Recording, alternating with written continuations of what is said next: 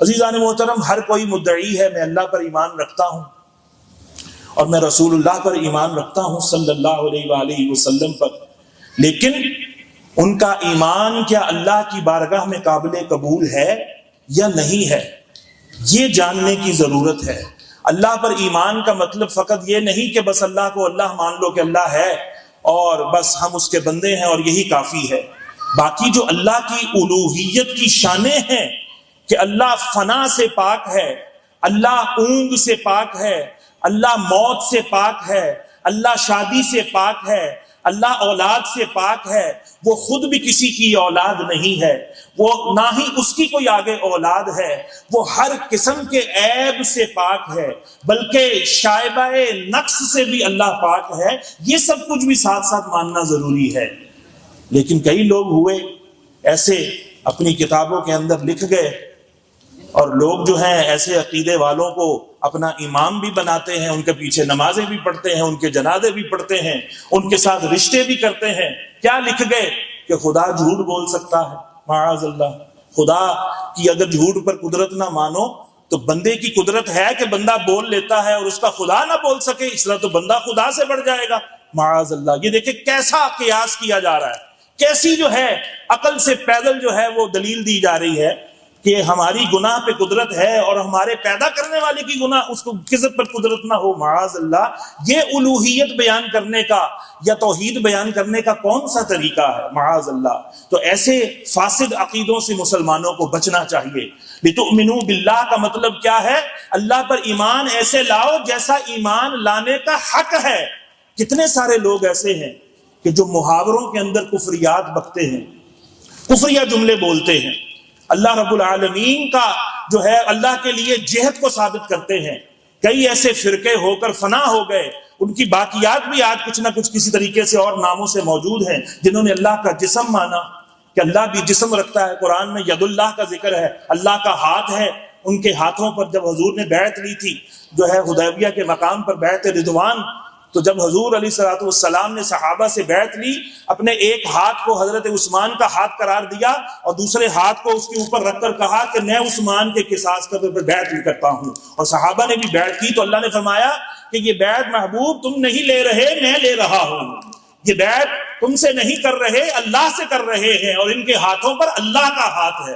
اس طرح کی آیات اور احادیث جب کچھ لوگوں نے دیکھی، اور چونکہ علم سے پیدل تھے وہ، اور کسی اہل ادب اور اہل علم اور اہل اللہ کی صحبت سے انہوں نے علم حاصل نہیں کیا تھا، تو وہ کیا کہنے لگے کہ یہ دیکھو اس میں تو اعضاء کا ذکر ہے، تو اللہ کا بھی ہاتھ ہے، اللہ رات کے آخری پہر میں آسمان پر آتا ہے اور نزول فرماتا ہے۔ حالانکہ یہ آیات اور یہ احادیث متشابہات سے ہیں، ان کا حقیقی معنی اللہ ہی جانتا ہے یا اللہ کی عطا سے اس کے رسول جانتے ہیں۔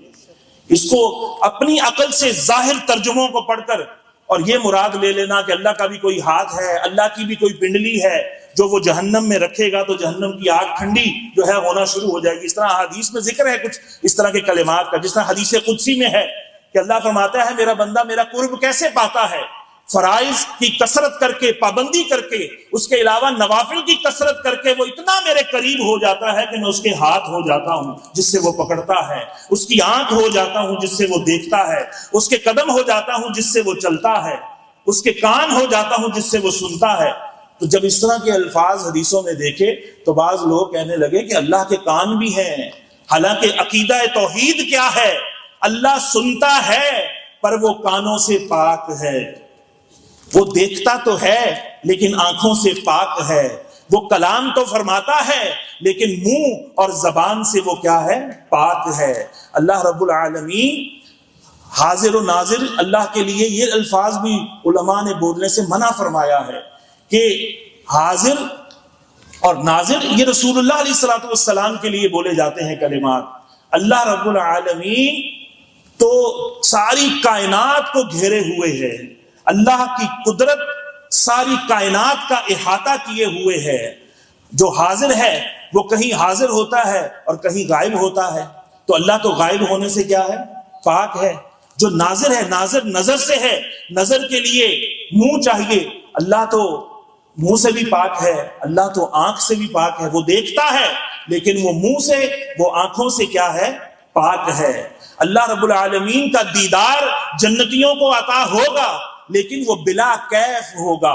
اللہ رب العالمین کے محبوب فرماتے ہیں تم اپنے رب کو ایسے دیکھو گے جیسے 14ویں رات کے چاند کو دیکھتے ہو۔ اللہ رب العالمین کسی جہت میں نہیں ہے، اللہ رب العالمین کسی ڈائریکشن میں نہیں ہے، کیونکہ جہتیں جو ہیں، یہ ڈائریکشن جو ہیں، یہ جسم کی ہوتی ہیں، یہ مادے کی ہوتی ہیں۔ اللہ تو مادے سے پاک ہے، اللہ مادیات سے کیا ہے؟ پاک ہے۔ جسم کے لیے آگے پیچھے دائیں بائیں اوپر نیچے یہ 6 جہات ہوتی ہیں۔ اللہ رب العالمین اوپر ہونے یا نیچے ہونے، دائیں ہونے یا بائیں ہونے، آگے ہونے یا پیچھے ہونے سے کیا ہے؟ پاک ہے۔ اللہ رب العالمین کی حقیقت کو کوئی انسان جان نہیں سکتا۔ تو عزیزان محترم، لتؤمنوا باللہ کا یہ معنی ہے، یہ نہیں کہ اللہ کا جو ہے وہ کلمہ تو پڑھیں لیکن اللہ کے شایان شان جو شانے نہیں ہیں وہ چیزیں اللہ کے لیے مانیں۔ کئی لوگوں نے ترجمہ کرتے ہوئے خطا کھائی کہ عمل کرنے سے پہلے اللہ کو پتہ نہیں ہوتا، جب کوئی عمل کرتا ہے پھر اللہ کو پتہ چلتا ہے۔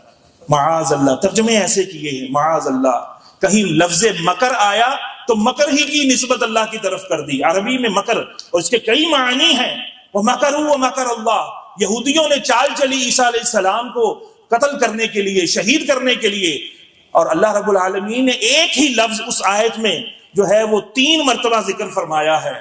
وَمَكَرُوا وَمَكَرَ اللَّهُ وَاللَّهُ خَيْرُ الْمَاكِرِينَ۔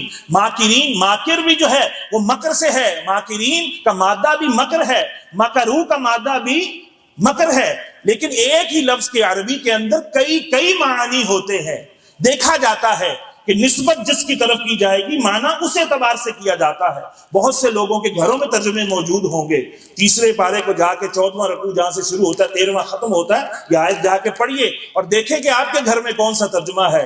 جنہوں نے اللہ کو مکار ثابت کیا ہے ان لوگوں کا ترجمہ ہے معاذ اللہ ثم معاذ اللہ، یا کسی عاشق رسول کا لکھا ہوا، کسی مؤدب الہی کا لکھا ہوا، مؤدب خدا کا اور مؤدب رسول اللہ کا لکھا ہوا ترجمہ کنز الایمان کس کے گھر میں موجود ہے کہ انہوں نے مکر کیا اور اللہ نے عیسیٰ علیہ السلام کو بچانے کی خفیہ تدبیر فرمائی۔